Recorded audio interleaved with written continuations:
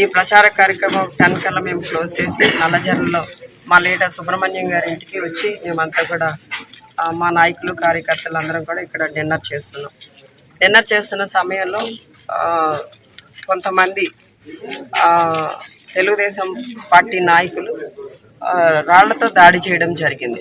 అటువైపు రోడ్డు మీద నుండి వెళ్తూ రాళ్లు విసరడం జరిగింది. మన వాళ్ళందరూ కూడా అదంటే వాళ్ళు అరుచుకుంటూ తిట్టుకుంటూ వెళ్తున్నారు. వాళ్ళు వచ్చి చెప్పడం జరిగింది నాకు. అంటే ఈరోజు ప్రోగ్రామ్ చెప్పాలంటే ప్రచార కార్యక్రమం చాలా బాగా జరిగింది.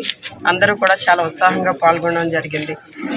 ఈ కార్యక్రమాన్ని చూసి వాళ్ళు తట్టుకోలేక కడుపు మంటతో ఏవో అట్లా చేసి ఉంటారులే పిచ్చి పనులు అని చెప్పి సమర్థించుకున్నాం, పెద్దగా పట్టించుకోలేదు.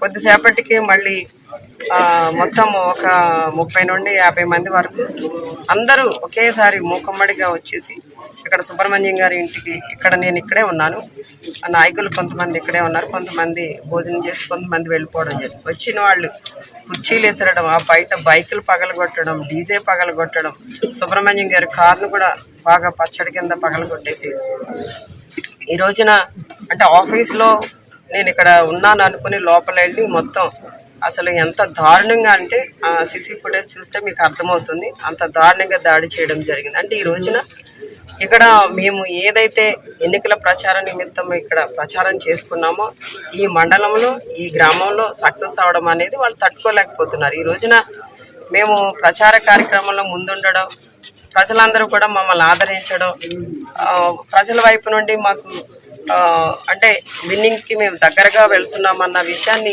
వాళ్ళు తట్టుకోలేక, వాళ్ళు విన్నింగ్కి దూరం అవుతున్నారన్న విషయాన్ని తట్టుకోలేక ఈ రోజున కడుపు మంటతో ఇక్కడ వచ్చి దాడి చేశారు. అసలు ఇక్కడ వాళ్ళు దాడి చేయడానికి సుబ్రహ్మణ్యం గారికి కానీ నాకు కానీ ఎటువంటి గొడవలు జరగలేదు వాళ్ళతో. అలాంటప్పుడు ఎలా వచ్చి ఇక్కడ దాడి చేస్తారు?